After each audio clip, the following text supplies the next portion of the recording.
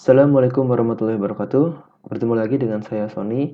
Di video sebelumnya kita telah mempelajari tipe data string.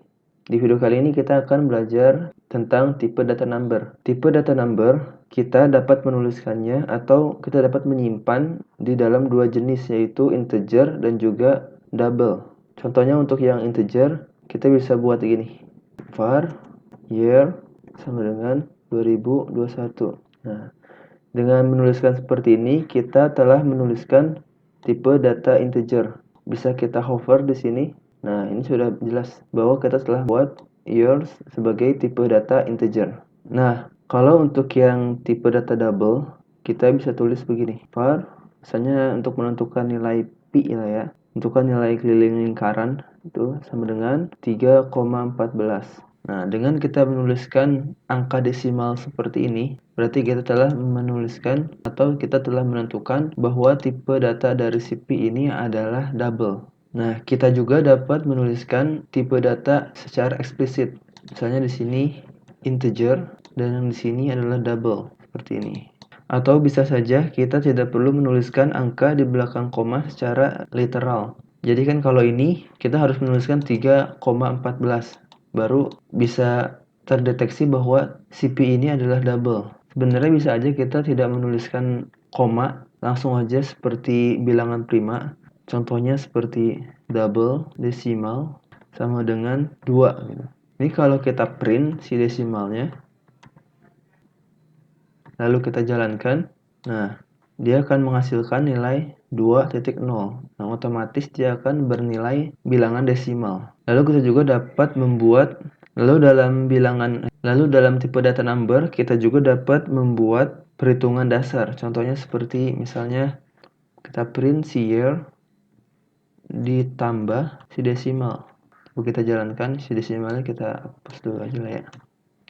Kita jalankan, nah dia akan membuat operasi aritmatika, yaitu 2021 ditambah 2, jadi 2023,0, karena si desimal ini adalah bilangan desimal.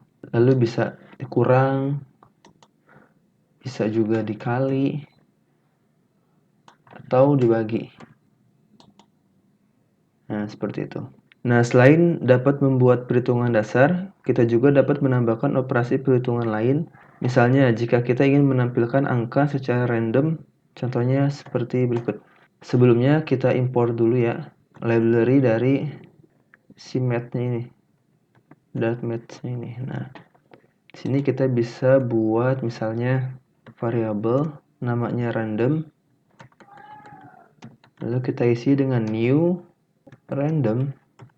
Nah, dengan kita membuat seperti ini, kita sudah membuat sebuah angka random. Jika kita ingin menampilkan, kita print si random, lalu kita next integer. Nah, maksimalnya berapa? Maksimal dari angka yang ingin kita random, misalnya 100 ya.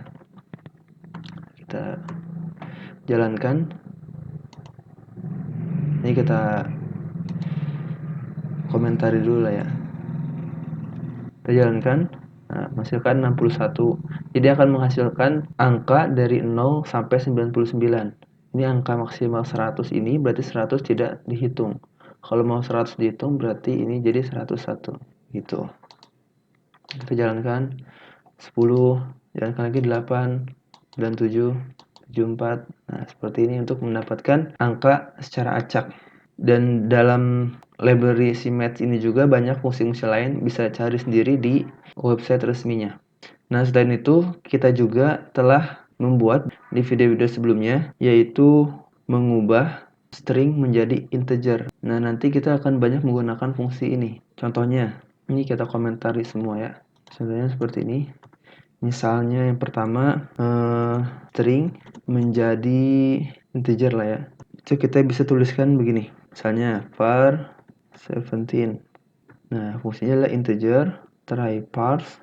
Lalu misalkan ini kita buat string 17 gitu. Lalu kita jalankan si 17. Maka dia akan menjadi integer gitu. Lalu yang kedua ada kita bisa membuat string menjadi double. Contohnya misalnya kita membuat variabel 17.4, kita parse ke double. Lalu ini adalah 17,4. Lalu kita coba print si 17.4. Nah, jalan ya. Lalu kita juga bisa membuat integer menjadi string. Misalnya kita buat variabel 17 as string menjadi string 17 titik to string gitu. Lalu kita coba jalankan 17 as string. Kita jalankan, nah hasilnya akan 17. Ini sudah string. Jadi nanti kita bisa memanggilnya di sini sebagai misalnya